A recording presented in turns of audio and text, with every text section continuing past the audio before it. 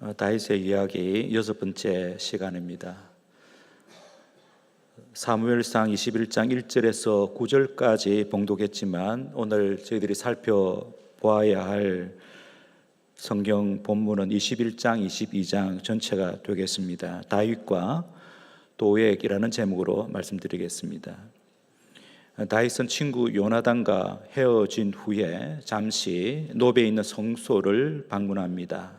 놉은 그 당시 수도였던 기브아에서 동남쪽으로 4km, 예루살렘에서 북쪽으로 4km가량 떨어진 도시로서 제사장들이 모여 살던 곳입니다.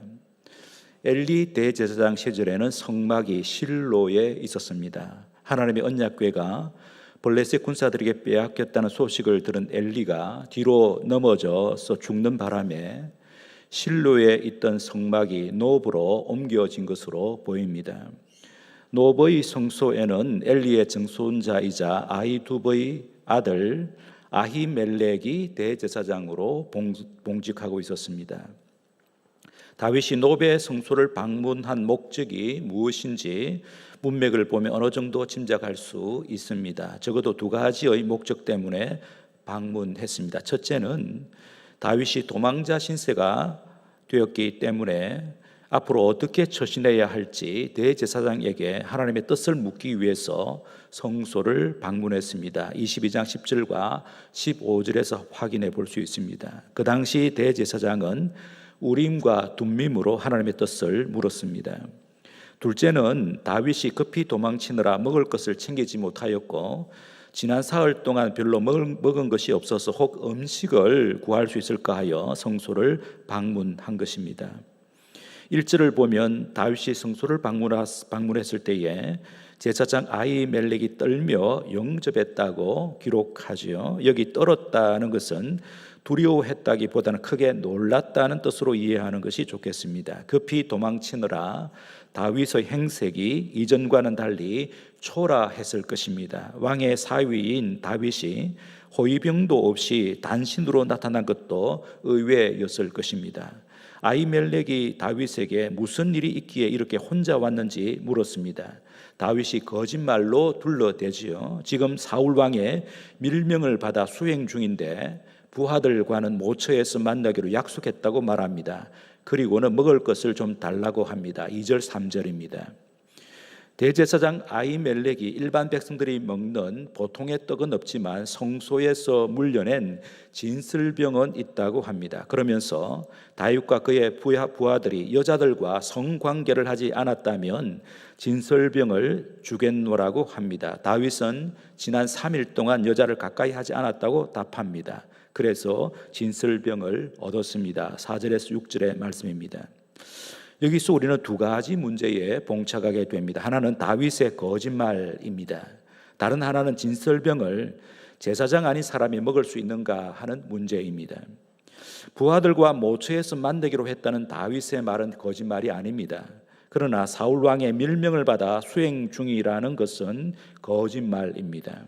다윗은 지금 사울 왕을 피하여 도망치고 있다는 말을 할 수가 없었습니다.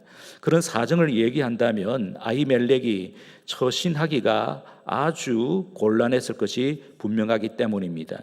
그 얘기를 듣고 아히멜렉이 다윗을 도왔을 경우에 그 사실을 사울이 알게 된다면 아히멜렉이 어떤 고초를 당할지 모를 일이 아니겠습니까? 반대로 다윗의 궁박한 사정을 알고도 아히멜렉이 자신의 입지를 고려하여 다윗을 도와주지 않을 수도 있는데, 그러면 다윗은 대제사장에게까지 외면을 당하는 처량한 신세가 될 것입니다. 그래서 이 국면에서 거짓말하는 것이 차라리 나을 것이라고 다윗이 생각했던 것 같습니다. 성경에 보더라도 선의의 거짓말을 한 사례가 있습니다. 아브라함과 이삭이 자기 아내를 누이라고 거짓말했는데 그 거짓말 때문에 아내를 타국의 왕들에게 빼앗길 뻔했습니다. 하지만 하나님께서 개입하셔서 전화위복이 되게 하셨습니다. 여리고 성의 기생 라합이 이스라엘의 정탐꾼들을 자기 집에 숨겨두고는 집을 수색하러 들어온 여리고의 군사들에게 정탐꾼들이 벌써 도망쳤다고 거짓말했습니다. 라합의 거짓말 사건을 신약 성경의 기자들은 크게 칭찬하고 있죠. 히브리서 11장 31절입니다. 믿음으로 기생 라합은 정탐꾼을 평안히 영접하였으므로 순종하지 아니한 자와 함께 멸망하지 아니하였도다. 야고보 사도도 칭찬합니다. 야고보서 2장 25절. 또 이와 같이 기생 라합이 사자들을 접대하여 다른 길로 나가게 할 때에 행함으로 의롭다 하심을 받은 것이 아니냐. 이 같은 예를 들어서 상황이 급박하면 선의의 거짓말을 하는 것 어쩔 수 없지 않느냐고 다윗을 두둔하고 싶습니다. 하지만 십계명 가운데 거짓말하지 말라고 명시되어 있지요. 제9계명입니다. 그러므로 선의의 거짓말은 해도 된다고 쉽게 단정해서는 안 됩니다. 라합에게는 그 긴박한 상황에서 거짓말 외에는 하나님의 사람들인 정탐꾼들을 살릴 다른 방도가 없었습니다. 그래서 라합의 거짓말은 하나님을 기쁘시게 한 믿음의 올바른 행위였다고 성경은 말씀합니다. 하지만 아브라함과 이삭의 경우는 다릅니다. 아브라함과 그의 후손을 통해 큰 민족을 이루게 하시겠다고 약속하신 하나님께서 무슨 일이 있어도 자신과 가족들을 보호하실 것을 믿어야 했습니다. 그랬다면 하나님께서 크게 기뻐하셨을 것입니다. 그러므로 아브라함과 이삭의 거짓말은 믿음에 걸맞은 행위가 아니었습니다. 다윗의 경우도 비슷합니다. 다윗이 그 국민에서 아비멜렉에게 참말을 했더라면 어땠을까 하는 아쉬운 생각이 아히멜렉에게 참말을 했더라면 어땠을까 하는 아쉬운 생각이 듭니다. 하지만 오늘의 본문에서는 다윗의 거짓말을 크게 문제 삼지는 않고 있습니다. 다만 다윗도 우리처럼 완벽한 사람이 아니었음을 은근히 드러냅니다. 하지만 이 일로 인하여 다윗이 하나님으로부터 큰 교훈을 받았음을 그가 지은 시편 52편에서 고백합니다. 설교를 마무리할 때에 시편 52편을 간단히 살펴보겠습니다. 또 하나의 문제는 진설병을 일반 사람들도 먹을 수 있는가라는 것입니다. 성막의 내실은 성소와 지성소로 구분되어 있지요. 성소 안에는 세 개의 기물인 등대와 향단과 떡상이 있습니다. 떡상에는 항상 12개의 떡이 놓여 있습니다. 이 12개의 떡을 진설병이라고 합니다. 원어의 뜻은 면전의 떡입니다. 하나님 앞에 바쳐진 떡이라는 뜻입니다. 진설병은 매 안식일마다 6개씩 두 줄로 떡상에 진설합니다. 이 12개의 떡은 이스라엘의 12지파를 상징합니다. 다음 안식일에 새 것으로 교체할 때에 한 주간 진설했던 떡은 성소에서 제사장들만 먹도록 율법에 규정되어 있습니다. 레위기 24장에 기록되어 있습니다. 그 율법의 규정을 대제사장 아히멜렉이 모를 리가 없었을 터인데 아히멜렉은 다윗과 그의 부하들이 3일 동안 여자를 가까이 하지 않았다는 말을 듣고 다윗에게 진설병을 내주었습니다. 4절에서 6절입니다. 제사장이 아닌 일반 사람들이 진설병을 먹을 수 있는지에 대하여 예수님께서 가장 확실하게 말씀하셨습니다. 예수님과 제자들이 밀밭 사이로 지나갈 때에 제자들이 이삭을 잘라 먹었습니다. 그날이 안식일이었습니다. 바리새인들이 보고는 예수님께 항의합니다. 당신의 제자들이 안식일에 해서는 안 될 일을 했습니다. 당신의 제자들이 안식일에 추수하지 말라는 율법의 규정을 어겼는데 왜 가만히 보고 계십니까? 라는 뜻입니다. 그들의 항의에 예수님께서 다윗과 그의 부하들이 진설병을 먹은 사건을 들어 답변하셨습니다.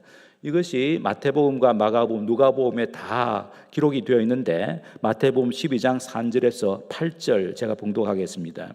예수께서 이르시되 다윗이 자기와 그와 함께한 자들이 시장할 때에 한 일을 잊지 못하였느냐. 그가 하나님의 전에 들어가서 제사장 외에는 자기나 그 함께한 자들이 먹어서는 안 되는 진설병을 먹지 아니하였느냐. 또 안식일에 제사장들이 성전 안에서 안식을 범하여도 죄가 없음을 너희가 율법에서 읽지 못하였느냐. 내가 너희에게 이르노니 성전보다 더 큰 이가 여기 있느니라. 나는 자비를 원하고 이 나는 하나님입니다. 하나님께서는 자비를 원하고 제사를 원하지 아니하노라 하신 뜻을 너희가 알았더라면 무죄한 자를 정죄하지 아니하였으리라. 인자는 안식일의 주인이니라 하시니라. 예수님의 답변에서 다윗이 진설병을 먹은 사건에 관하여 두 가지 사실을 확인할 수 있습니다. 첫째는 다윗이 대제사장에게서 얻은 진설병을 약속된 장소에서 기다리고 있는 부하들에게 가지고 가서 함께 먹었다는 것입니다. 둘째는 대제사장이 다윗에게 진설병을 내어준 것이 율법을 어긴 것은 아니라는 것입니다. 다윗이 성소를 방문했을 때에 성소에 먹을 것이 진설병밖에 없었습니다. 그래서 대제사장이 허기가 진 다윗과 그의 부하들을 위하여 진설병을 내어준 것은 율법의 정신을 구현한 사랑과 자비의 행위라고 예수님께서 해석하신 것입니다. 그러면서 예수님께서는 하나님 아버지께서 자비를 원하고 제사를 원하지 아니하신다는 호세아 6장 6절의 말씀을 인용함으로써 제사와 자비가 충돌할 경우에 자비가 제사보다 우선되어야 한다는 율법의 기본 정신을 말씀하셨습니다. 그러므로 대제사장 아히멜렉이 다윗에게 진설병을 내어준 것은 정당했다고 예수님께서 말씀하신 것이죠. 7절을 보면 도액이라는 사람이 등장합니다. 7절 우리 함께 읽도록 하겠습니다. 21장 7절입니다. 같이 읽겠습니다. 그날에 사울의 신하 한 사람이 여호와 앞에 머물러 있었는데 그는 도액이라 이름하는 에돔 사람이요 사울의 목자장이었더라. 도액은 에돔 사람이지만 이방 사람이죠. 또 에돔 사람이지만 사울의 신하가 되었고 목자장의 자리까지 올랐습니다. 사울의 목자장이란 왕실의 가축을 관리하는 최고 책임자라는 뜻입니다.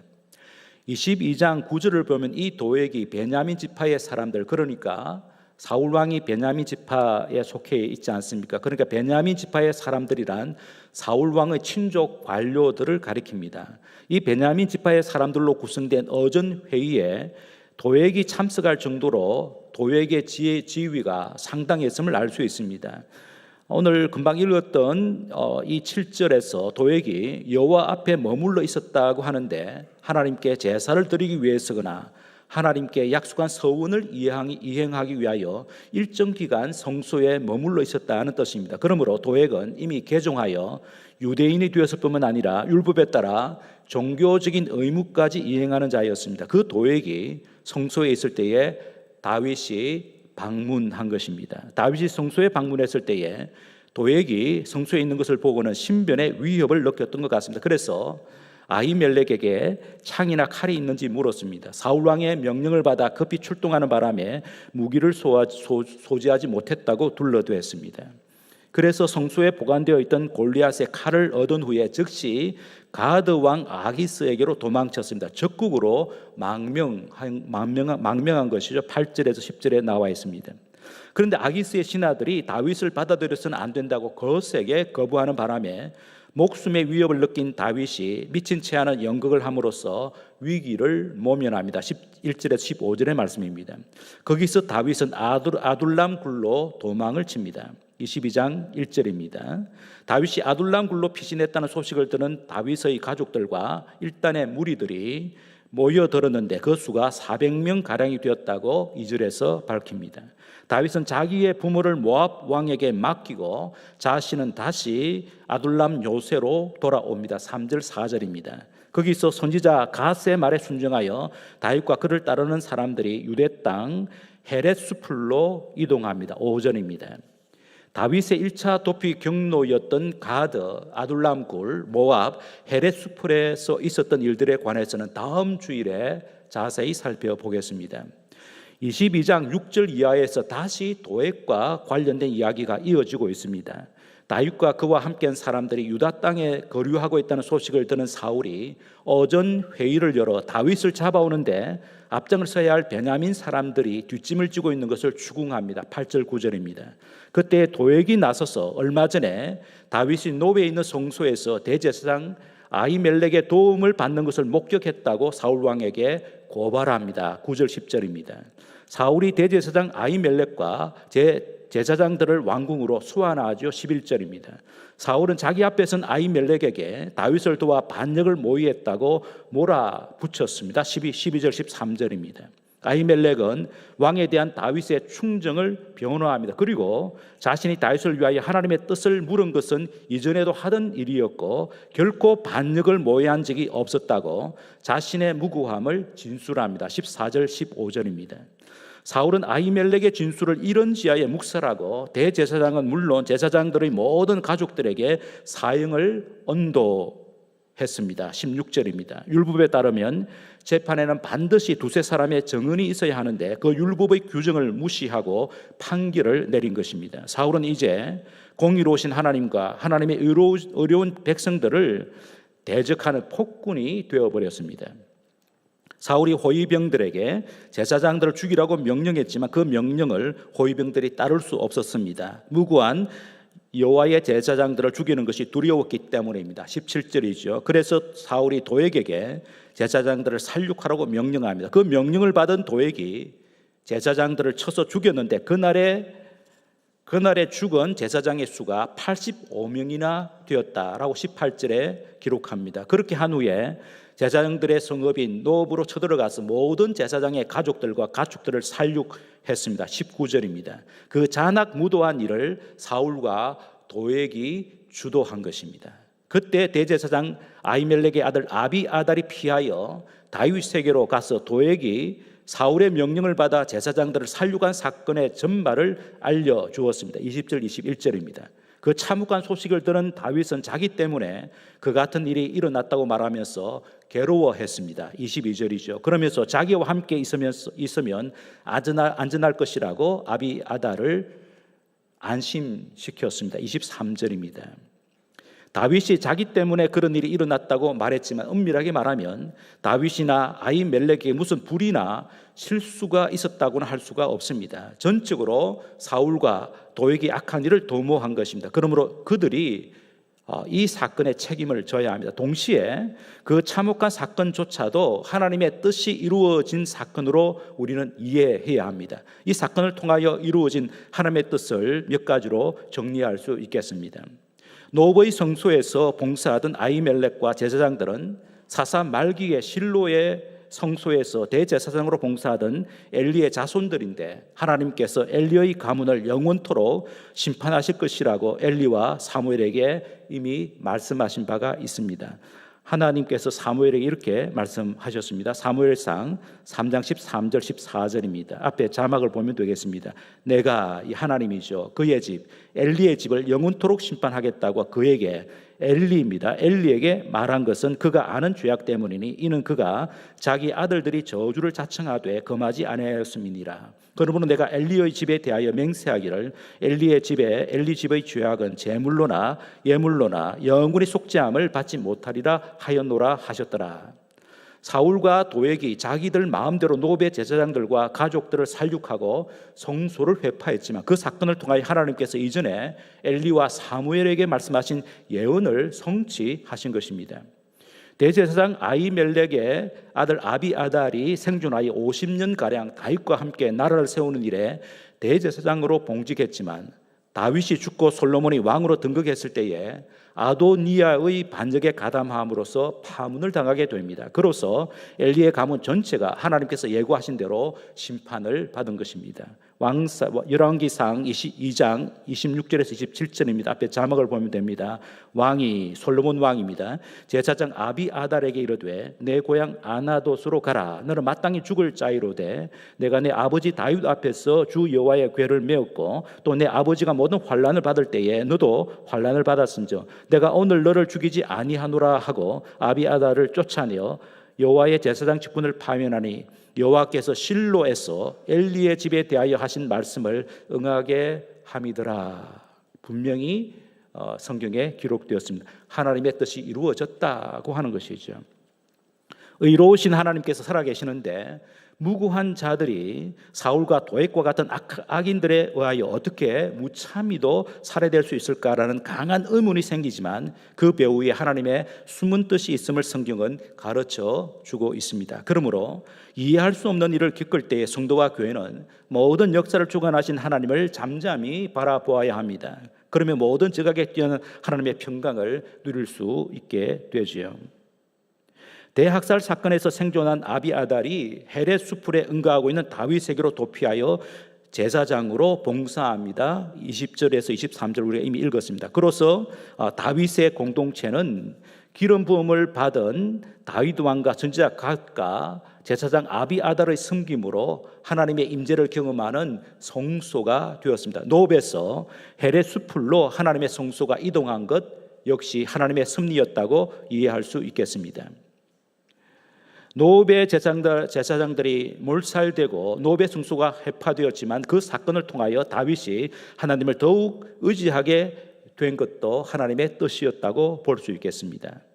아비아달이 다윗에게로 도망쳐서 사울과 도액이 행한 끔찍한 일을 다윗에게 알렸을 때에 다윗의 심정이 어떠했는지 시편 52편에서 밝히고 있습니다. 시편 52편은 표지에서 밝힌 대로 도액이 행한 끔찍한 일을 다윗이 듣고 탄식하며 쓴 시입니다. 이 시편 52편은 세 연으로 구성되어 있는데 첫째 연에서 다윗은 도액의 말과 악행을 하나님께 고발합니다. 둘째 연에서 다윗은 도액이 자신의 영달을 위하여 거짓말과 악행을 일삼은 포악한 자이기에 하나님께서 반드시 심판하실 것을 믿었습니다. 마지막 셋째 연에서 다윗은 하나님의 인자하심을 무시한 도액과는 달리 자신은 하나님의 인자하심을 의지하겠노라고 다짐합니다. 시편 52편 7절 8절 읽어드립니다. 이 사람은 도액입니다. 이 사람은 하나님을 자기 힘으로 삼지 아니하고 오직 자기 재물의 풍부함을 의지하여 자기의 악으로 스스로 든든하게 하던 자라 하리로다. 그러나 나는 다윗입니다. 하나님의 집에 있는 푸른 감람나무 같음이요 하나님의 인자하심을 영원히 의지하리로다. 노브 성소에서 일어난 사건은 정말 끔찍하고 불행한 사건이지만 그 때문에 다윗은 더더욱 하나님을 의지하게 되었습니다. 이것이 하나님께서 다윗에게 주신 큰 은혜입니다. 오늘의 말씀을 묵상하면서 저는 다윗이 받은 세 가지 선물이 다윗에게 어떤 의미를 주었을지 생각해 보았습니다. 다윗이 받은 세 가지 선물은 진설병과 골리앗의 칼과 제사장 아비아달입니다. 다윗은 성소에서 진설병을 얻었습니다. 진설병은 하나님께 바쳐진 거룩한 떡입니다. 간단히 말하면 하나님의 떡입니다. 그러므로 진설병을 먹는 사람은 하나님의 떡을 먹는 것이죠. 출애굽한 이스라엘 백성들이 광야에서 만나를 먹은 것과 같습니다. 만나는 하나님께서 당신의 백성에게 하사하신 일용할 양식이었습니다. 그러므로 대제사장 아히멜렉이 다윗과 그의 부하들을 위하여 진설병을 내준 것은 이제 도피 생활을 해야 할 다윗에게 하나님께서 일용할 양식을 공급하시겠다는 일종의 약속이나 징표의 역할을 했다고 볼 수 있겠습니다. 하나님께서 하사하신 진설병을 부하들과 나누어 먹으면서 다윗은 앞으로 어떤 형편에 처하든지 하나님께서 친히 일용할 양식을 공급해 주실 것을 신뢰했을 것으로 여겨집니다. 실제로 다윗은 10년간의 도피 생활 중에 일용할 양식을 염려한 적이 결코 없었습니다. 예수님께서도 산상수훈에서 하나님의 자녀들이 이방인들처럼 무엇을 먹을까, 무엇을 마실까, 무엇을 입을까 염려해서는 안 된다고 하셨습니다. 대신에 하늘 아버지의 공급하심을 신뢰하라고 하셨습니다. 먼저 하나님의 나라와 의를 구하면, 하나님의 뜻을 따라 살면, 믿음에 걸맞은 삶을 살면 하나님께서 당신의 자녀들에게 하루하루의 삶에 필요한 것을 채워주실 것이라고 예수님이 약속하셨습니다. 천지의 주제이신 하나님의 아들이신 예수님께서 약속하셨기 때문에 그 약속은 반드시 성취됩니다. 다윗이 바로 그 믿음으로 도피 생활을 시작하신 것입니다. 그 믿음이란 하나님께서 일용할 양식을 공급하신다는 믿음입니다. 다윗은 성소에서 골리앗의 칼을 얻었습니다. 그 칼은 다윗이 골리앗과의 결투에서 승리하여 얻은 전리품이었는데 그 전리품을 성소에 바쳤습니다. 성소에 바쳤기 때문에 그 칼은 거룩한 칼이요 하나님의 칼입니다. 그 칼을 하나님께서 다시 다윗에게 하사하셨습니다. 그 칼을 받아든 다윗은 믿음의 위력을 반추했을 것입니다. 다윗이 골리앗과의 결투에서 승리할 수 있었던 것은 하나님께서 자기를 지켜 보호하실 것을 믿었기 때문이죠. 그 믿음의 위력을 확증하는 하나님의 칼을 어깨에 맨 다윗은 앞으로도 하나님께서 항상 자기를 지켜 보호하실 것을 확신했을 것입니다. 다윗은 제사장 아비아달을 얻었습니다. 23장 6절을 보면 아비아달이 다윗에게로 도망쳐 올 때에 에봇을 가지고 왔다라고 기록하고 있습니다. 에봇에 판결 흉패라고 불리는 주머니가 부착되어 있는데 그 주머니 안에는 우림과 둠밈이 들어 있었습니다. 그 우림과 둠밈은 대제사장이 하나님의 뜻을 물을 때 사용하는 성물이지요. 사무엘상 23장과 30장을 보면 다윗이 큰 위기에 처하게 되었는데 그때 아비아달이 판결 흉패 안에 있는 우림과 둠밈으로 다윗에게 하나님의 뜻을 알려주었습니다. 그래서 큰 위기를 극복할 수 있었습니다. 하나님께서 아비아달을 통해 다윗을 생명의 길로 인도하신 것이지요. 그러므로 다윗은 노베 제사장들이 몰살당할 때 아비아달을 살리셔서 자신의 공동체에 합류하게 하신 하나님의 섭리를 생각하며 감사했을 것이 분명합니다. 오늘의 설교 부제가 성소입니다. 노업 성소에서 헤레스풀로 성소가 옮겨졌습니다. 신약 시대를 살고 있는 우리에게는 성령님께서 내주하고 계시는 우리의 심령과 교회가 성소입니다. 더 나아가 하나님의 임재를 경험하는 삶의 현장 모두가 성소입니다. 그런데 하나님께서 임재하시는 성소인 우리 자신과 가정과 교회와 세상에서도 노업의 성소에서 일어났던 끔찍한 일들이 일어나고 있음을 목도할 때가 자주 있습니다. 어떻게 그런 일들이 일어날 수 있을까요? 예, 그것이 세상입니다. 교회 안에서 그 같은 일들이 일어날 수 있습니다. 교회의 역사를 살펴보면 그 같은 일들이 심심찮게 일어났습니다. 성도 여러분, 세상에는 언제나 하나님과 하나님의 사람들을 대적하는 자들이 있습니다. 교회 안에서도 경건하게 보이는 자들 가운데 사울과 도액처럼 사탄의 수중에 놀아나는 자들이 있습니다. 그러므로 이런 일들이 일어날 때에 세상이 이런 곳이구나, 교회 안에서도 이런 일들이 일어날 수 있구나라고 생각해야 합니다. 전도서 5장 8절의 말씀입니다. 너는 어느 지방에서든지 빈민을 학대하는 것과 정의와 공의를 짓밟는 것을 볼지라도 그것을 이상히 여기지 말라. 높은 자는 더 높은 자가 감찰하고 또 그들보다 더 높은 자들도 있음이니라. 요한일서 3장 13절. 형제들아, 세상이 너희를 미워하여도 이상히 여기지 말라. 예수님께서도 제자들에게 같은 말씀을 하셨습니다. 요한복음 15장 18절 19절입니다. 세상이 너희를 미워하면 너희보다 먼저 나를 미워한 줄을 알라. 너희가 세상에 속하였으면 세상이 자기의 것을 사랑할 것이나 너희는 세상에 속한 자가 아니요 도리어 내가 너희를 세상에 택하였기 때문에 세상이 너희를 미워하느니라. 세상으로부터 미움을 받게 되면 이상히 여기지 말라. 예수님이 말씀하셨습니다. 그러므로 우리가 교만과 거짓말과 악행을 일삼는 악인들을 만날 때에 이상히 여기지 말아야 합니다. 대신에 다윗처럼 하나님을 바라보아야 합니다. 하나님의 임재를 갈망해야 합니다. 하나님의 공급하심과 보호하심과 인도하심을 굳게 의뢰해야 합니다. 그리할 때에 위대하신 하나님을 생생하게 경험하게 됩니다. 그러면 우리가 가는 곳마다 머무는 곳마다 하나님께서 임재하시는 성소가 되는 것이죠. 이것이 하나님께서 우리에게 주시는 은혜 중에 은혜입니다. 베드로 사도가 이렇게 말했습니다. 베드로전서 4장 12절에서 14절입니다. 사랑하는 자들아, 너희를 연단하려고 오는 불시험을 이상한 일 당하는 것 같이 이상히 여기지 말고 오히려 너희가 그리스도의 고난에 참여하는 것으로 즐거워하라. 이는 그의 영광을 나타내실 때에 너희로 즐거워하고 기뻐하게 하려 함이라. 너희가 그리스도의 이름으로 치욕을 당하면 복 있는 자로다. 영광의 영 곧 하나님의 영이 너희 위에 계심이라. 환난을 당할 때에 너희가 하나님께서 임재하시는 성소, 성령께서 임재하시는, 강력하게 임재하시는 성소임을 알게 될 것이다 라고 베드로 사도가 힘주어 말씀하고 있습니다.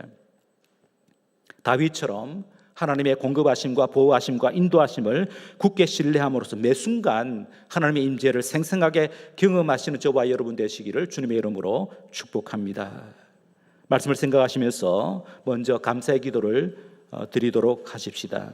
성도와 교회 안에 항상 성령님께서 내주하심으로써 성소가 되게 하신 것 감사를 드리십시다. 그리고 함께 간구하십시다. 시련과 환난을 당할 때에 하나님의 공급하심과 보호하심과 인도하심을 굳게 의뢰함으로써 하나님의 임재를 생생하게 경험할 수 있게 해달라고 서로 축복하면서 함께 기도하겠습니다.